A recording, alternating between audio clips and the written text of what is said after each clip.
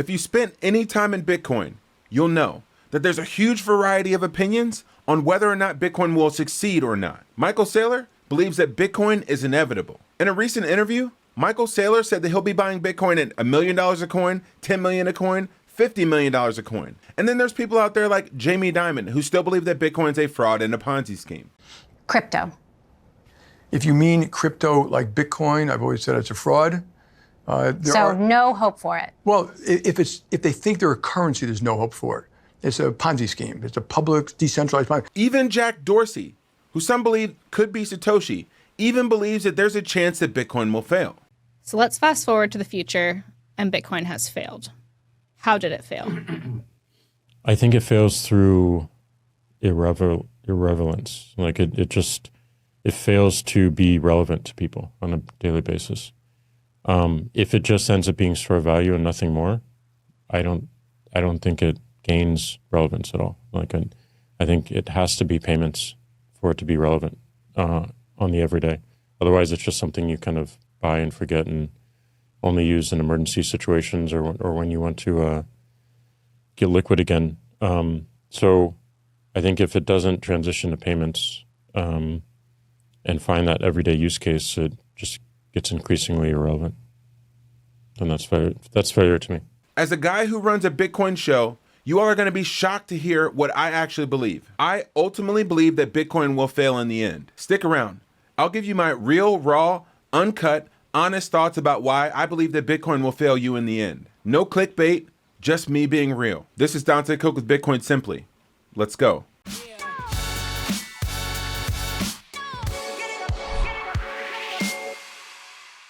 Things that change the world often have a single person who will stand firm in the face of opposition and stand waving their fist with unwavering belief, not just with their words, but with their actions. And in Bitcoin, that person is Michael Saylor. Is there a ceiling that MicroStrategy has in mind in terms of how much Bitcoin it can hold? Or, is it kind of unlimited and really depends on what is happening in the market? No, we'll just keep buying, right? The price is going to go up. It's going to get exponentially harder and the price is going to go up exponentially higher and we'll just keep buying. And at some point, if we get to 5% of the supply, Bitcoin's probably going to be $1 million a coin. And if we get to 7.5% of the supply, Bitcoin will be 10 million a coin. And then we'll be, if I'm lucky enough to grind to 10% of the supply, Bitcoin's going to be 50 million a coin and someone will be whining that whatever, we have too much Bitcoin, but other people will have $400 trillion of wealth, so, our view is it's a ratchet and we're just going to keep cranking on the ratchet and there's massive leverage here.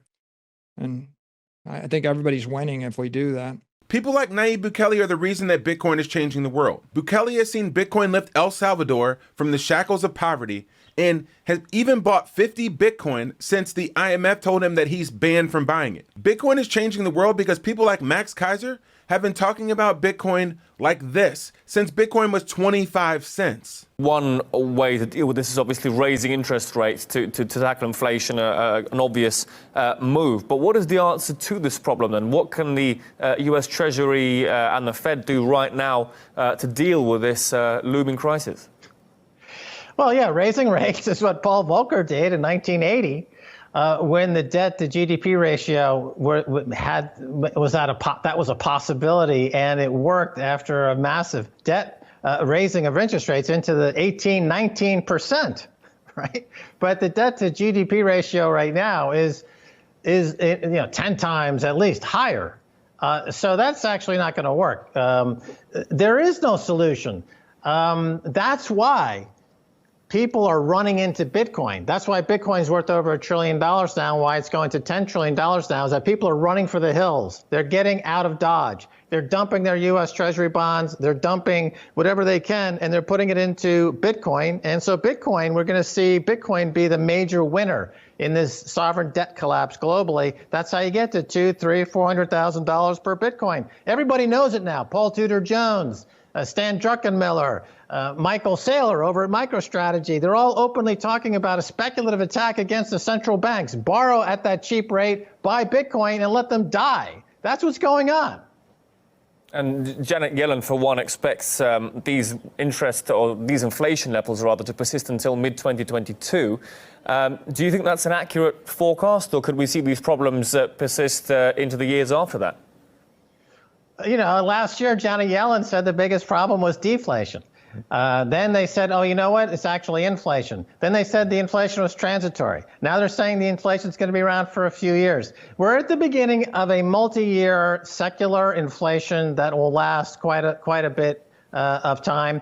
We're leaving a 40-year bull market in bonds. It started when Volcker finished his job back in 1980, and Ronald Reagan and Margaret Thatcher came to office, and we've had 40 years of lower interest rates. Well, that's now finished. We're going to have now a multi-year period of rising interest rates. It's going to be worse than the 1970s. We're going to see major defaults across the corporate world. We're going to see sovereign defaults, and we're going to see more countries like El Salvador start to make Bitcoin legal tender to get out, and they're openly mocking the IMF. El Salvador is openly mocking the IMF on Twitter, saying, we're buying Bitcoin, and we're in a completely new era, a new world, a new global standard, as Rand Paul, a senator in America, has called on Bitcoin to be the new global monetary standard. Not the dollar, not gold, Bitcoin. Bitcoin is changing the world because people like Jack Mallers are walking into marbled floors with high ceilings in the bowels of Wall Street in New York City wearing a hoodie and saying stuff like this. And this is why Bitcoin will decouple, because Bitcoin isn't priced on earnings. And if countries are looking for something to own, you're going to want scarce reserve assets. Long gold, long Bitcoin. Easy, easy. So why people don't understand what we're living through. And I'm looking on the internet and everyone's freaking out. And my message to my audience and to the Bitcoiners is just relax.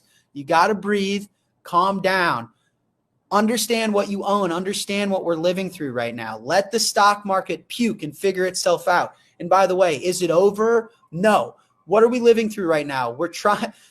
I'm literally on Wall Street having meetings with Wall Street people. This city is full of a bunch of over-levered, pompous hedge fund assholes. These guys, I mean, the stock market's down like 4%. These guys are begging and pleading and screaming for a bailout. Give me a break. Everyone wants a relief rally. We're now at the phase where everyone's like, oh, you hear that? Oh my God, Trump said that he's open to negotiations. Trump said he might walk back what he said. And no one's actually pricing in the fact that Trump means business. Whether you like it or not, Trump wants to help the poor American. Trump wants to create factory jobs. Trump wants to produce stuff here. Trump wants to fix the deficit problem. That's until I see otherwise, Trump is about business. Trump is keeping his promises. Whether you like it or not, this is not a political podcast. I'm just calling it how I see it. And you've got a bunch of over-levered people here in New York that are just losing their mind. Listen, it is what it is. And this is so bullish for Bitcoin. They're going to have to print so much money. Bitcoin is really priced with how much fiat currency is sloshing around in the world. And in order for all of this to play out and work, we have to debase our currency. We have to devalue our debt, and we have to create more fiat. It's going to send Bitcoin nuclear. Bitcoin is transforming how the world fights wars, or whether we have war or not at all. It's defunding the system in which we could have a war for 20 years, print $6 trillion, and have no accountability for it. Listen to this clip from George with Nico. You know, if you think about what happened after 2008, the great financial crisis, I mean, anybody that, was looking around thought, hey, this is a changed world we live in now. When Bernanke started the QE program in 2010, you could see the handwriting on the wall. In fact, I wasn't alone. Look at China. At the time of the great financial crisis, China had 1.2 over that trillion dollars of U.S. treasuries. And then within just a short period of time after the GFC, and when they realized that they were going to start printing forever, they started selling them off. They're down to about 760, I think, right now. They're a little bit less than Japan. And the reason that's important, and I mentioned that to Bitcoiners, is because if you look around and you looked and you thought, gee, I got to get out of this system. I got to do something to protect myself. there really wasn't that much you could do. I mean, they were blowing an asset bubble. So if you were smart, you did, you put your wealth into asset bubbles and let it rip. And many boomers did that. But, this is a different world that we're in today. That's not going to happen going forward. You mentioned about conflicts and war, and this is probably my biggest hope. This is one of the reasons I got so excited about Bitcoin, is because I'm hoping that Bitcoin is going to be what stops this nonsense. We were in Afghanistan for 20 fucking years. And you know what?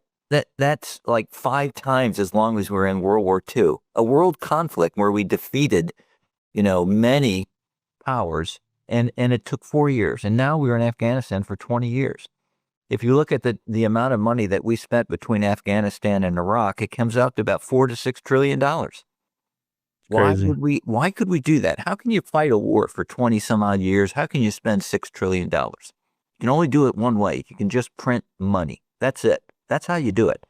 If you look back on the past history of our country and other countries, you see that every time they get in a situation where they need to have a conflict, it's always printing money. So my goal, my hope was that Bitcoin would provide a way out. Once I began to study Bitcoin, and I didn't get it right away. You probably are smarter than I am. I got it, and I was trading shit coins, and I bought some Bitcoin. It went way up, and I sold it like an idiot. And but when you realize that you don't understand what you hold, the best thing to do is just get right back in the books. Just get in the books and start studying and reading and understanding, watching podcasts like this. And I did that. Once I understood it, once I really got it, I just started going back in and bigger and bigger. You know how that is. You start small. Next thing you know, you've got more and more of your wealth in there. And then today, sitting here today, I've got all my wealth in Bitcoin or a proxy. I've got some MicroStrategy stock too, but basically, everything I have is in Bitcoin. And I'm pretty damn happy too, I'll tell you. Bitcoin is no doubt changing the world and changing how our financial system works. But in the end, Bitcoin will fail. I'm going to tell you exactly how right after this. One of the ways that Bitcoin is transforming the world is it's transforming how people can unlock liquidity in their Bitcoin without selling their Bitcoin. And that's possible through companies like Ledn, who've been the leader in Bitcoin-backed loans since 2018. They've issued over $9 billion worth of loans and have over 1,000 5-star reviews. They're the first digital lender to do a proof of reserves, to give you the trust and the confidence to know that your Bitcoin is there. If you want a $5,000 loan, you have to post $10,000 worth of Bitcoin collateral. It's pretty simple. Your Bitcoin will be held in cold storage, safely away from other people's Bitcoin. Rates start at just 12.4%, and specifically for people who watch this show, you will get 0.25% off of your loan by going through the link that we share here in the show notes. To unlock liquidity in your Bitcoin without selling your Bitcoin, go to learn.ledn.io/simply. Get 0.25% off of what your loan would normally be by going to learn.ledn.io/simply. The problem is, there's so many people that have gone to trust exchanges and banks and third parties with their money and their wealth. Well, you don't have to live in that world in reality anymore. Schedule a free 30-minute consultation with the team at the Bitcoin Way to help you remove your Bitcoin, your generational wealth from third-party exchanges. And their team will teach you how to do it privately, securely, and confidently. Schedule a free 30-minute consultation with their team at thebitcoinway.com/simplybitcoin. That's thebitcoinway.com/simplybitcoin. In the 666,666th block, there's an embedded scripture in the Bitcoin blockchain. Romans 12:21. Do not be overcome by evil, but overcome evil with good. And one of my favorite passages in the Bible is Philippians 4:8. Whatever is true, whatever is honorable, whatever is just, whatever is pure, whatever is lovely, whatever is commendable, if there is any excellence, if there is anything worthy of praise, think on these things. I believe that Bitcoin is the only monetary system in the world right now that represents truth. I believe that it is actually a just and fair system.